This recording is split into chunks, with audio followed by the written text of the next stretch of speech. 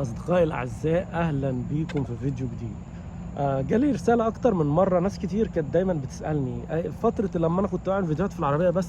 كانت ناس تعترض تقول لي ليه كل فيديوهاتك في العربية، مع إني كنت مستمر وبعمل فيديوهات كل يوم وبعمل لايفات كل يوم من العربية.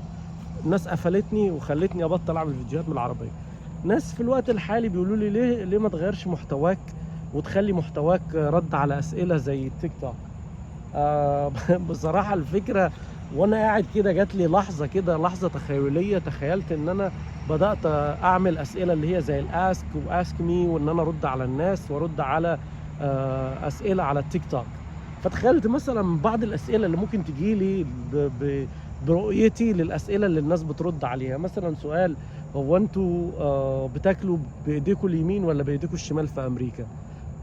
لا، بناكل ببقنا عادي.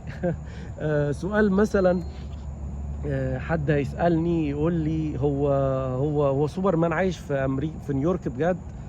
سوبرمان عايش مأجر استوديو في منهاتن.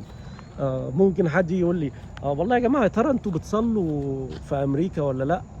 لا، بنصلي على النبي، أكيد بنصلي يا عم عادي. سؤال مثلا: هو انتوا عندكم فسيخ ورنجة؟ يا اسطى، وعندنا عرق سوس كمان. ايه رايك يا ترى، ايه رايك في اتحادات جروبات الهجره؟ انا ما بحبش اي اتحادات، انا بشجع الاتحاد السكندري. طارق: هو انا لو معايا جرين كارد هركب الاتوبيس ببلاش؟ لا، هتركب توك توك من على اول الشارع.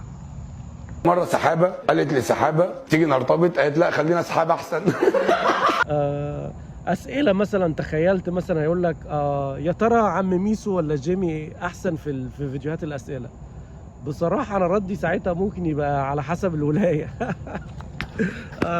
اسئله ايه تاني؟ انا متخيل مثلا ممكن تيجي اسئله زي ايه: هو انا لو هسافر امريكا لازم اكون بتكلم انجليزي؟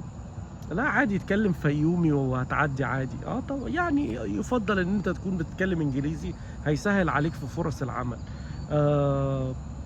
السؤال ده بقى اكيد وش هيجي لي على طول اول ما ابدا الموضوع ده: يا ترى امريكا احسن ولا مصر؟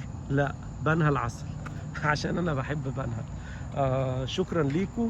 وان شاء الله نحاول نجدد، يعني لو انتوا عندكم افكار معينه قولوا لي عليها ونبدا نعمل فيديوهات بالشكل ده. شكرا لمتابعتكم، واشوفكم في فيديوهات جديده ان شاء الله. مع السلامه.